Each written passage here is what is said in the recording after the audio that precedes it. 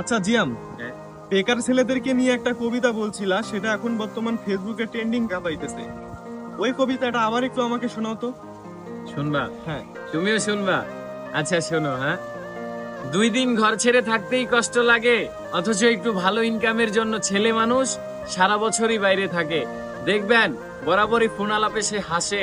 যদি জিজ্ঞেস করেন হাসো কেন, তার উত্তর, গাধার কি আর বয়স আছে।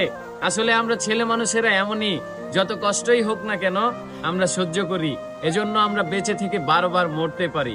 গোবরে পদ্ম ফুল, এ গল্প শুধু মেয়েদের ক্ষেত্রেই মানায়। তবে ছেলে বেকার হলে কজনে তার গুণের গল্প শোনায়।